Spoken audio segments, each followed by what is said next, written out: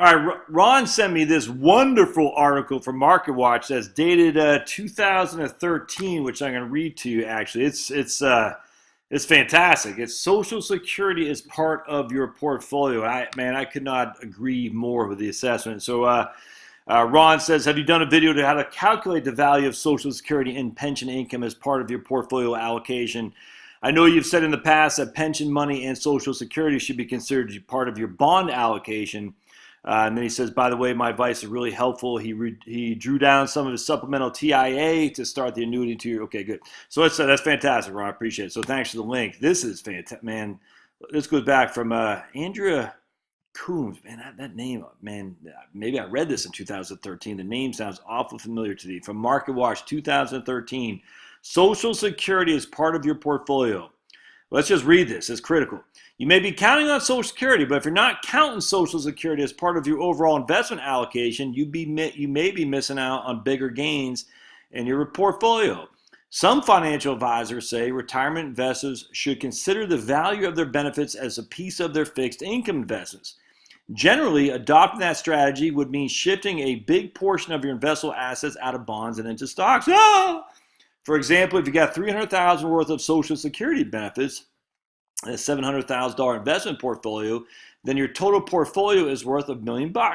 If you want 50% of that portfolio allocated to fixed income investments, then just $200,000 of your investments would be in bonds, while $500,000 would be in equities, because $300,000 would be your present value of Social Security benefits, if that makes sense. There are different ways to gauge the present value of future benefits. One simple tactic is to add up your monthly benefit. You'll have to guess how long you'll be allowed to collect the benefits. So here's Bill Meyer, Chief Executive of Social Security Solutions. Bill Meyer and Reichenstein, they write for the Journal for Financial Planning lots of different, Meyer, is it Reichenstein? But both those guys are in Texas. I forgot where, Texas Tech, I can't remember. But anyway, they write a lot of JFP about Social Security planning. We go through a process where we value someone's Social Security like a Treasury inflated protection bond. Then we add to the household's allocation. In one scenario involving a hypothetical single person who claimed benefits at 70, he had an investment portfolio of $500,000 and employed a tax-efficient withdrawal strategy. Meyer said he found that this strategy led to 8 extra years of retirement income compared with not counting the Social Security in the person's investment allocation. Man, famed investor Jack Bogle, RIP, seems to agree. In an interview in June, the researcher Bogle with Morningstar, Bogle suggested retirement savers should consider the value of their benefits in their asset allocation. First, he cited his penchant for basing one's asset allocation on one's age. If you're 40 years old, you have 40% of your fixed income, of your investments in bonds, 60% in equity. I don't agree with that at all. If you're 60, you got 60% in bonds and 40% in equities. Don't agree with that at all. Then he talked about Social Security, citing a saver who has a $300,000 saved in an investment portfolio. If you capitalize that stream of future payments, most people's Social Security is going to be, let's say, $300,000 for an average investor. If you have $300,000 all in equity funds, even equity index funds, and $300,000 in Social Security, you're already at 50-50, stocks versus bonds. Meyer acknowledged that many people will be uncomfortable with taking the larger stock position. In his practice, after coming up with a value for a client's Social Security benefits, the next step is a conversation with the client, and that's where Social Security meets risk management. What does this really mean to have more stocks? How are you going to feel when the market goes up and down? A lot of people say, I understand the concept, but I really don't feel good when my 401k goes down by $50,000. People need to understand what the additional stock exposure, there's going to be more volatility. With our clients, we'll give them a target asset allocation. Okay. Let's see. Then we show them the additional money they can get by having more stock. And then we run a bunch of Monte Carlo simulations to show them how. Also, he warned married couples who employ a variety of Social Security claiming strategies might have a harder time estimating the value of their future benefit.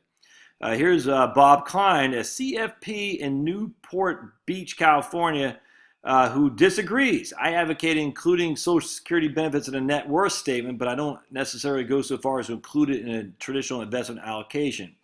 It's a psychological issue more than anything. Say we're in a real down market, the client is not going to be more comfortable knowing that they have Social Security. They're focused on the fact that the portfolio is going down. I agree with that.